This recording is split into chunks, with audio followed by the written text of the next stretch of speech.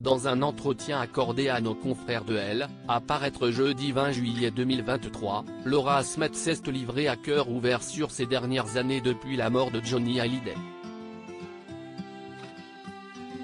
Entre scandale, héritage et bataille judiciaire, elle revient sur cette douloureuse période de sa vie.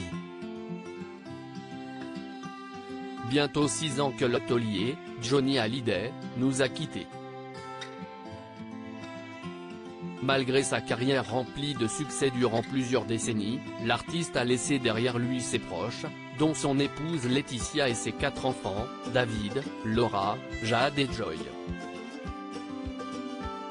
Malheureusement peu de temps après sa mort, survenue le 5 décembre 2017, sa famille s'est gravement déchirée, créant une guerre entre deux clans bien distincts, celui de Laetitia et de ses 2 filles adoptives et celui des premiers enfants du chanteur, David et Laura.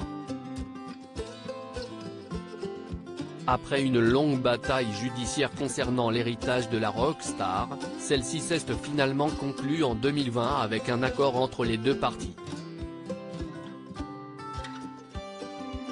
Un malentendu dans un entretien à paraître le jeudi 20 juillet 2023 chez nos confrères de Elle, Laura Smith s'est confiée sur cette longue histoire familiale vécue comme un véritable enfer pour son quotidien de maman. J'ai été embrigadée dans une histoire qui ne me ressemble pas et qui a renvoyé une image de moi à des années-lumière de celle que je suis. C'est la première fois que je subis un tel malentendu, a raconté celle qui ne s'attendait pas à une telle médiatisation. Et d'ajouter, quand mon père était vivant, le sujet, c'était lui, pas moi.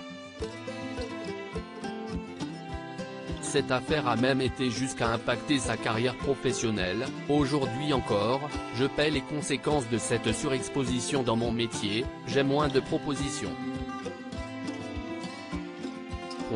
Mon métier me manque énormément, a révélé la fille de Nathalie Baye, comme l'a relayé Télé Loisirs. Pour rappel, Laura Smith partage désormais la moitié des biens immobiliers de son père, avec son demi-frère et ses demi-sœurs. Laetitia, quant à elle, conserve l'autre moitié, tout en remboursant les dettes de son défunt mari estimées à plusieurs millions d'euros.